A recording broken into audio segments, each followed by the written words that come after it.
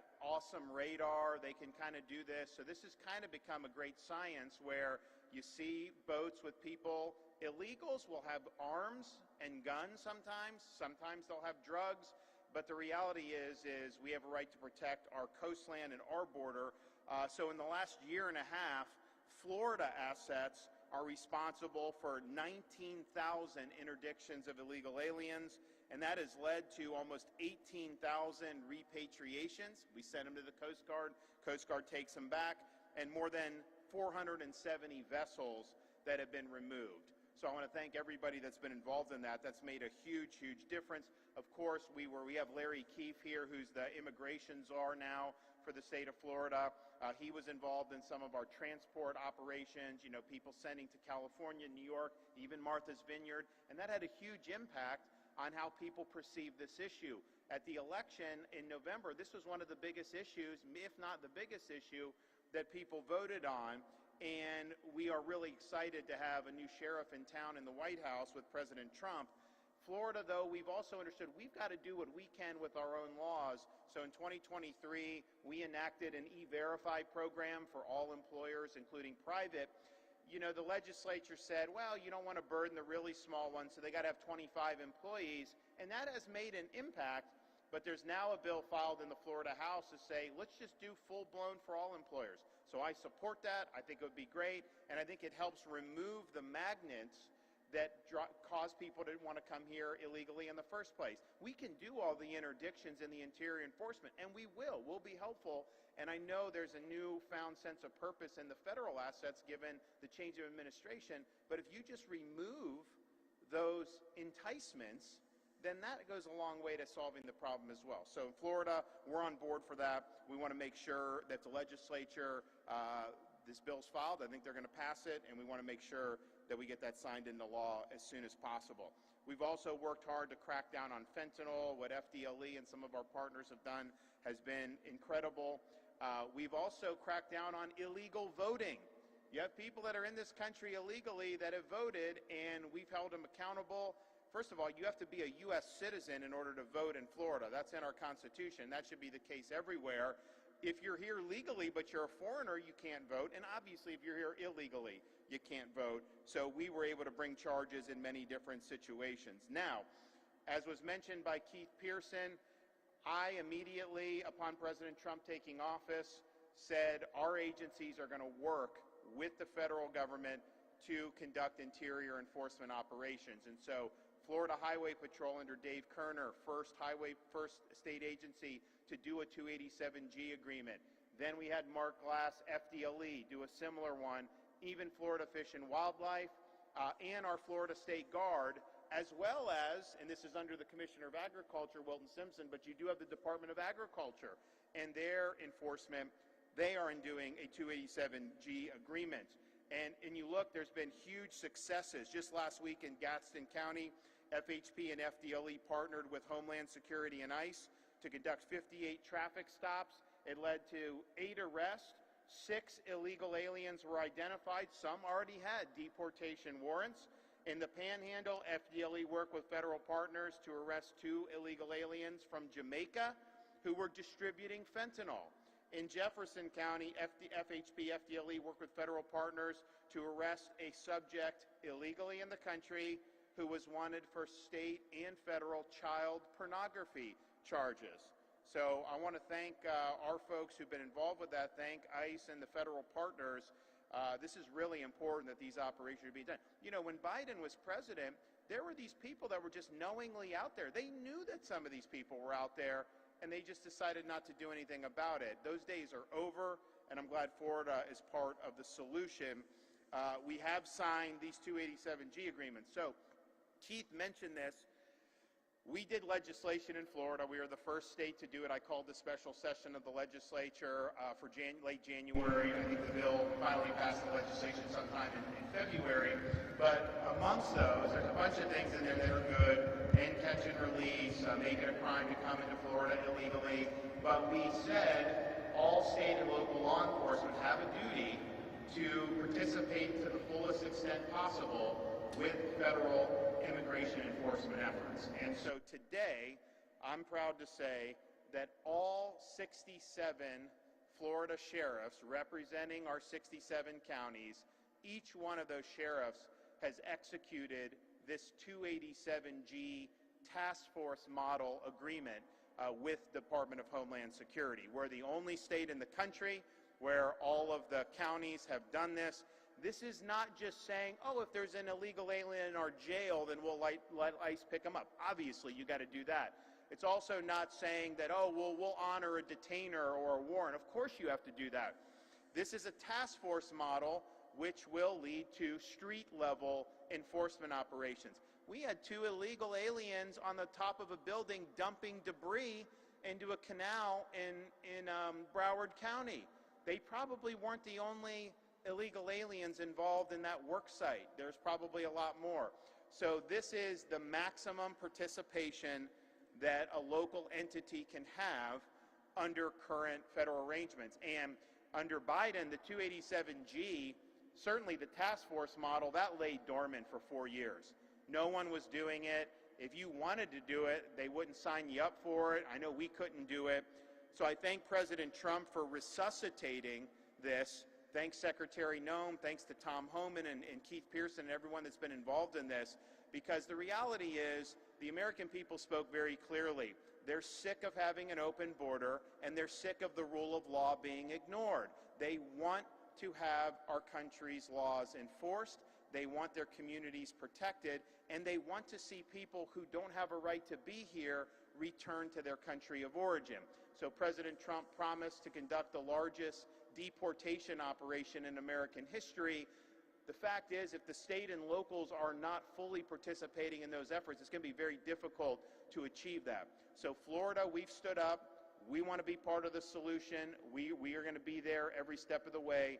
All of our law enforcement agencies have this duty that they need to fulfill. And we're working with the police. I know we've got some of our police chiefs here, and I want to thank them. They're serving on the task force, and I appreciate what you guys are doing. We've got like over 400 police agencies, and so we're working on how to do those agreements, and I know Keith's involved in that. But we're going to get there with all that stuff. It's very, very important. So this is really the model for other states to follow. If all the states did this, this problem would go away much quicker. I'll tell you that. And your communities will be safer. The taxpayers will have less burdens placed on them. You know, some people say, oh, if you're here illegally, as long as you don't commit like serious felonies, and I'm just like thinking to myself, first of all, that's not the law. Second of all, if you come illegally and you're working, a lot of times these guys pay their very cheap wages, right? They don't want to pay American level wages. They're paying cheap wages. But the thing is then the taxpayers pay health care if something happens. Taxpayers pay education if they send kids to school because the Supreme Court says you have to do it. Then there's law enforcement. So it does impose burdens on the community, irrespective of whether additional crimes are committed. So that's why I think this is so important. So I want to thank everybody that's been involved. Our legislation really stands as a model. All of our operations we've been doing. And we worked well with the Coast Guard even when Biden was in, and we worked well with the folks. But, you know, there were certain handcuffs that were put on the federal assets, and that's different now. So I think the success is going to be so much better. Now, all the sheriffs, I think, have been great. They've stepped up, signed these agreements. We're doing full-blown 287G task force model. There's going to be a lot of training that takes place. We've been working, Larry Keefe, our immigration czar, you know, he's been involved in public safety. He was a U.S. attorney under President Trump the first time. He served as our lead public safety official earlier in my administration. Now he's the immigration czar. He's got a lot of experience, Martha's Vineyard, all these other things. He was the one really leading the charge, and he's worked really hard to get all this stuff in line. So I have authority. If you don't live up to your responsibilities to assist, you can be suspended and removed from office. But we didn't have any sheriffs drag their feet. They all got on board and signed these agreements. So all they got to do is live up to those, and I think they're going to be in really, really good shape. So I'm really excited to be here. And I also want to recognize some of the sheriffs we have here. You have Bill Primel from Charlotte, Wayne Ivey. I saw some other folks out there. I want to thank you guys. Actually, Wayne, I think you're going to do. Wayne, come up here and tell them what you got cooking in Brevard. Yes, sir. Thank you, Governor. Governor, if you don't mind, I'd love to have our sheriffs that are with us today. We have them from all over the state of Florida. If they could please stand. Of course, we have our newest sheriff to the state of Florida from Dade County.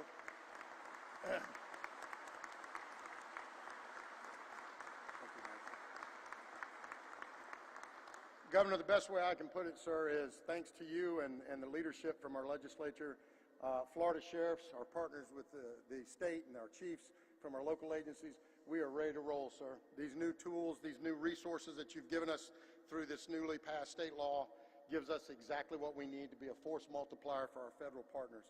And that's what this really boils down to. It is a force multiplier. It gives us the ability to not only to work with our federal partners to enforce the immigration laws, but also to enforce our new state laws that are so important to us, that were such a big part of the special session, giving us those tools to, if somebody is in our country illegally, they're going back. If somebody's in the state of Florida that's here in our country legally, this new law gives us the ability to hold them accountable and to take them in, sir. And we appreciate it. We are blessed. You look at any other crime in our country, and what you see is that when it crosses state lines, local, state, and federal partners all work together. That hasn't always been the case on immigration. But today, thanks to these agreements that have been signed, the task force model, thanks to the new state law that we have, we're all working together for the same thing, and that is to keep Florida's communities the safest in the country. And we're doing one other thing, and that is we are setting the table for other states to follow. Under Governor DeSantis, his leadership, our state has always been called the free state of Florida, and we are going to make sure that other states follow suit, and we give them a model that will work for them just as it's working for us. Thank you, Governor.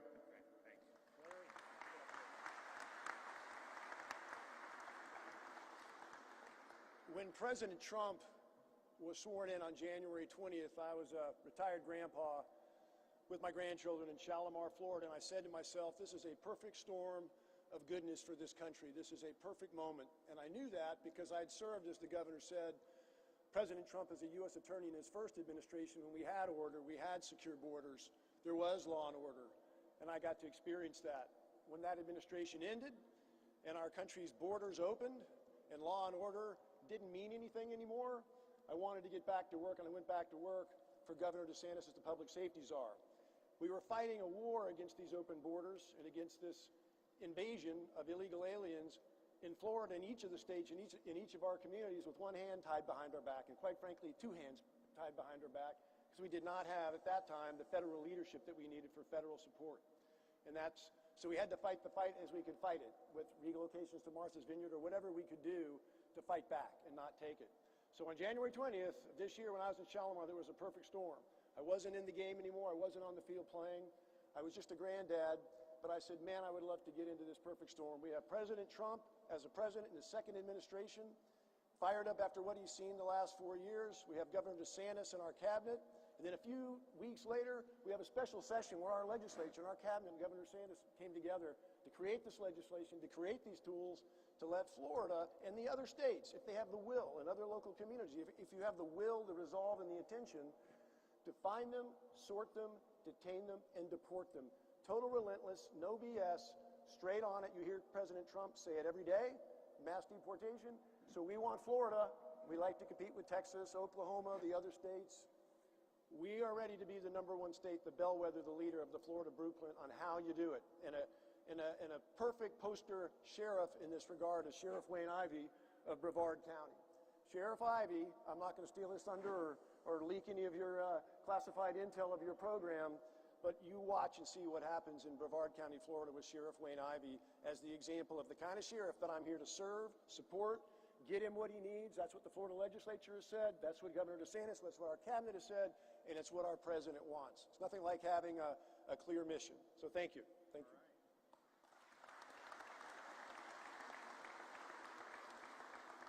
Well, we're excited for the teamwork. I think this is really great that we have all our local agencies working with the state agencies in support of this really important national mission. And the president earned a mandate in the election in November.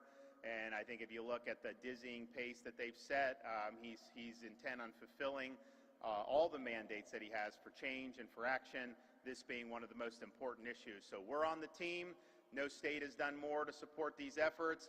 We're leading by example for our other states, and we wouldn't have it any other way. Okay, any questions? Yes, sir. Agencies to kind of meet, similar to how there's kind of like a daily quota that the federal government wants to reach on cracking down on the number of illegal immigrants that are in the state. And then two, Congressman Myron Donalds officially entered the race for governor. I just wanted to see what your reaction to that was and if that changes anything that you have planned. So I want to focus today not on the 26th election, but on vindicating the 24 election by showing that we're going to get this job done here.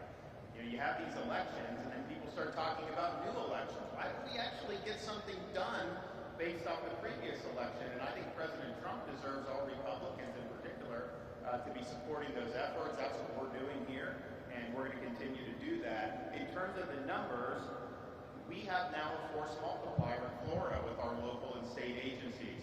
We have funding to reimburse and supplement that. That can include some detainee operations. You could see us involved supplementing. I'm not going to displace the feds on that, but you can see us supplementing. So a lot of this is going to be determined on how does the police agreements, those got to take shape, and then we'll see what the feds have for their target. But yes, whatever target they give us, our goal is to meet and exceed that 100%. I know given our geographic location, we have easy access to sending to Gitmo. I think that's really smart to use Gitmo strategically. If you have countries that are not going to accept their own citizens back who came to our country illegally, we can't just detain them on the mainland indefinitely, and we certainly can't just release them back into the community. So sending to Gitmo, I think is a really, really good thing. We're happy to be part of that. I know I've been asked, can you provide some personnel in Gitmo? We're looking at that. So there's a whole host of things that are coming together. We are way ahead of the curve in Florida.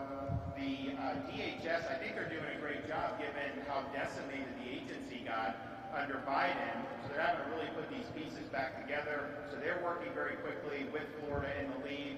So we will meet and exceed expectations, that I can tell you. Yes, ma'am. So there's been reporting about a possible detention center here in Homestead. Do you have any information that you could share about that?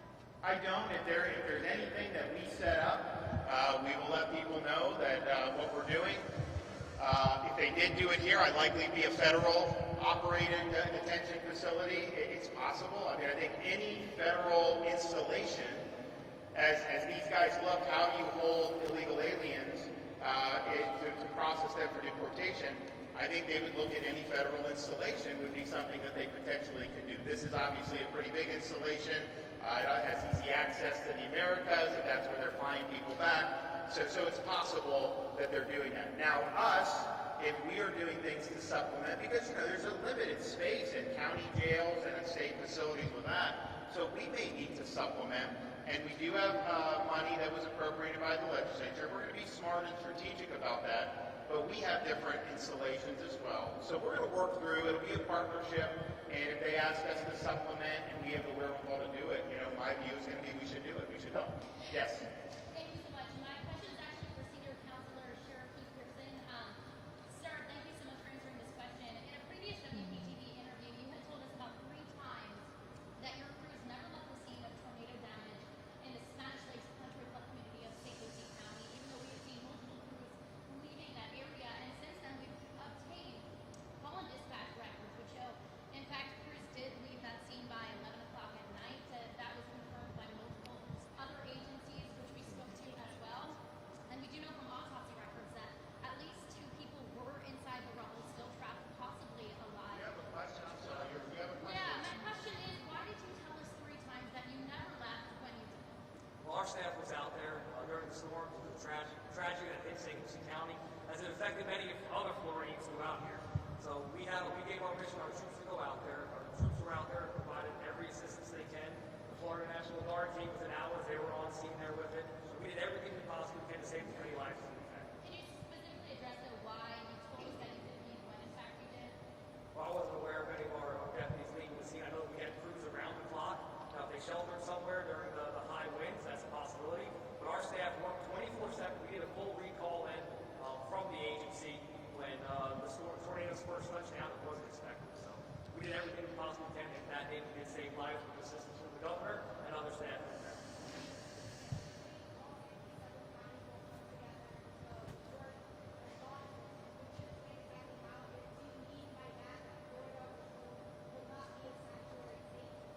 Florida is absolutely not a sanctuary state. That was even true under Biden. We are not a sanctuary state. In fact, my first year as governor, we pushed through the ban on sanctuary cities, and we have an ability to obviously hold people accountable for that. Now under this, if you're a sanctuary, you can be removed from office, you can be fined, but even if you're not a sanctuary, you're just sitting on your hands and you're not offering assistance when requested to the best of your efforts and the maximum ability, you could also be held accountable. So we are the furthest thing from a sanctuary state.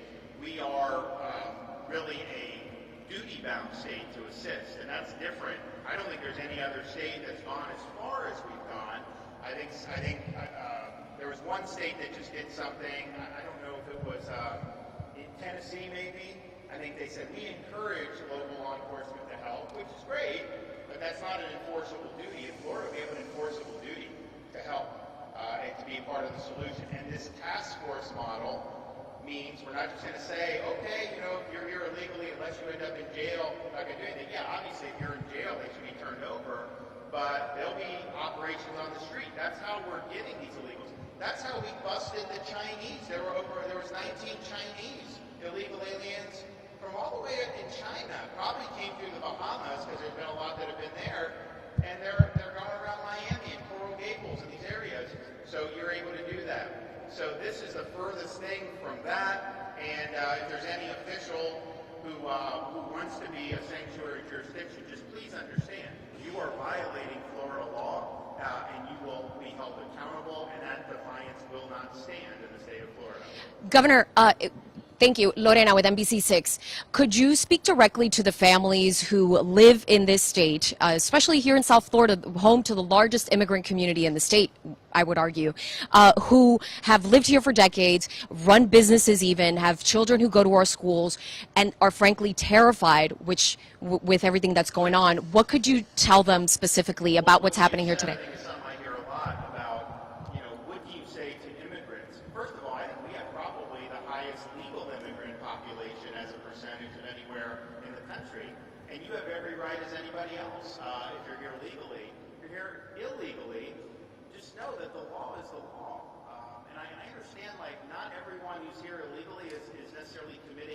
Serious crimes, but you either have a country or you don't, and I know the president is intent on making sure that the laws apply, but I think it's wrong when the media conflates an illegal alien with somebody who has immigrated here under some of our lawful programs, and we've had a lot of folks that have done that over many years, and honestly, I think a lot of them are the ones that hate the illegal immigration the most, because it's like, why did they go through some of these processes if other folks don't have to do it?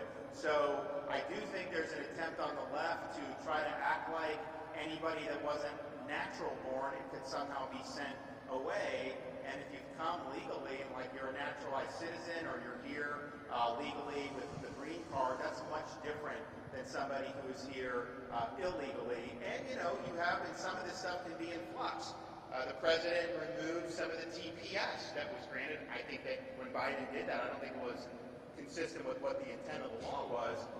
But that now changes the dynamic in terms of where you are. So you just got to know that, and you got to respect the laws that are being enforced. And if there's things that are rolled back through executive discretion, you have to recognize that as well. That's just the way the world works. Yes, ma'am. Oh, sorry, you already got one. Why don't you go right here? Yes, sir. Governor Christian with Local 10 News. Can you elaborate a little bit more on how the state is able to fund this effort, especially now with the Sheriff's Office agreement? And also, have you had any conversations with the Trump administration about if there is an influx of detained migrants providing infrastructure if needed? So 287G, there is federal reimbursements available for operations.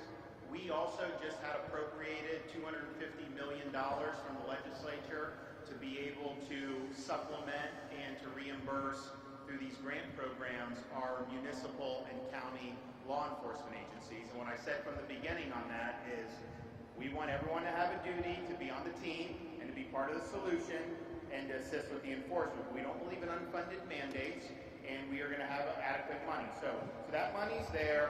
At the next cabinet meeting, I think we're going to decide on the criteria that we're going to use for the grant operations. You know, for example, there may be some grants for some detention operations, but and that'll be we'll codify what that looks like. There may be some grants for additional personnel, additional training.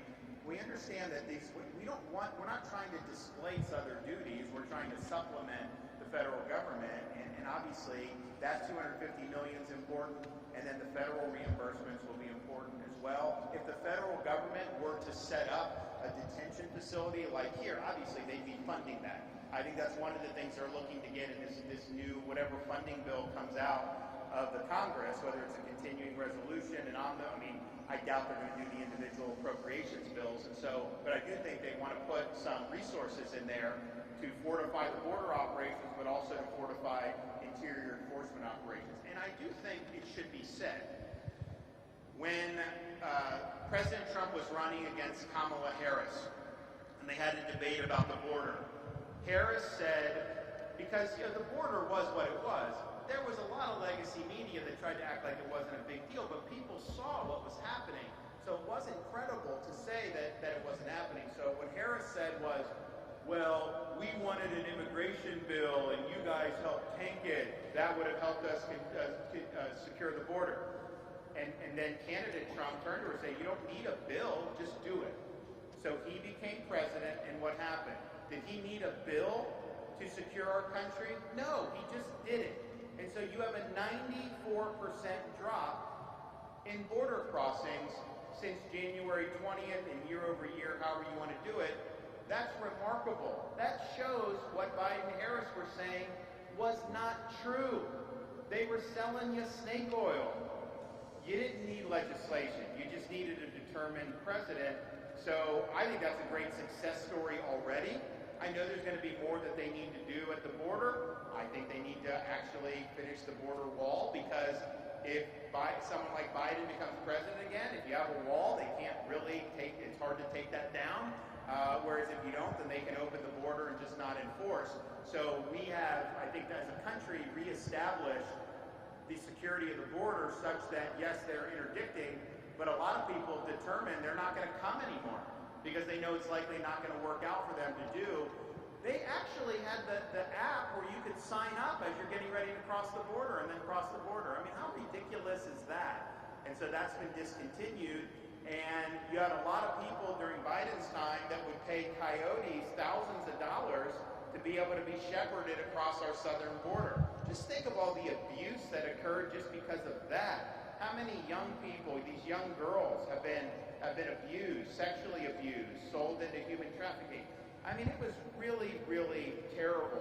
So the rule of law is prevailing, our sovereignty is prevailing, but just what's happened in the last 30, 35 days gives lie to this idea that you needed this piece of legislation, which, oh, by the way, should have been killed, because it codified that you could have 5,000 illegal crossings a day before the border could even be shut down. I think the appropriate number of crossings is 0. We don't want any illegal crossings. 5,000? Are you kidding me? So it was a total ruse from the beginning, and the president's actions have really have shown that was a lie, that you needed to do that. So I commend the president, I commend the Trump administration for what they've done at the border. I know they're working really hard on interior enforcement. It's obviously doing better than it was under Biden, but we need all the states to do what Florida's doing. If we all get on board, I think you're going to see a great success story. If you allow states like California and New York to sabotage these operations, that's going to make it much more difficult if they're sanctuary states. But even if you have normal red states who just don't want to be involved, that's going to make it more difficult as well. So I want to thank everybody here, our federal partners, our state agencies, our police, and our sheriffs. This is a team effort. Everyone understands the people that elect us to these positions, they want to see this problem solved once and for all. Thank you, everybody. Take care.